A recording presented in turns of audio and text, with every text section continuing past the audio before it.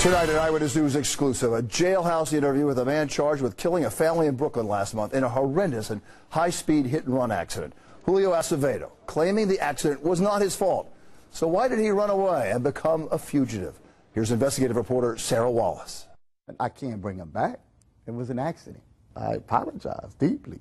Julio Acevedo is being held without bail on 3 counts of vehicular manslaughter, accused of plowing into a livery cab in Williamsburg, Brooklyn last month, taking out an entire family. I made out to be the monster of all this.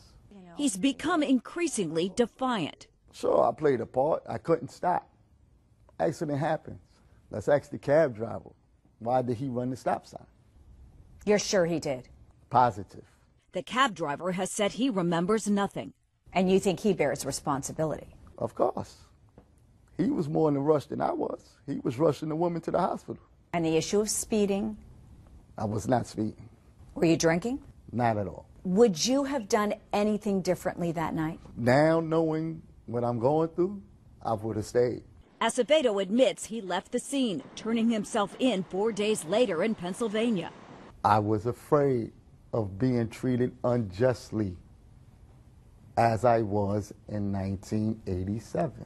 In 1987, Acevedo was charged with the intentional murder of the man known as the original 50 Cent, Kelvin Martin. Local gangsters wanted Martin dead.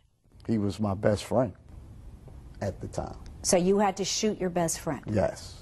I was forced to kill him. How were you forced to kill him? My family was going to be killed. I was going to be killed.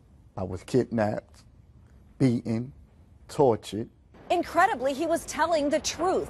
And the Brooklyn District Attorney's Office here had evidence of that after Acevedo was sent to prison for 20 years to life. Acevedo's attorney. They sat on this information until Mr. Acevedo got wind of this. Acevedo got sprung after 10 years, jaded and bitter. I don't trust the system. I don't believe in it. I've been through it. I hope to be treated fairly. That's it. The DA's office says it won't comment on the current prosecution against Acevedo, but does admit it was a mistake not to turn over information in that 1987 case. From the newsroom, Sarah Wallace, Channel 7 Eyewitness News.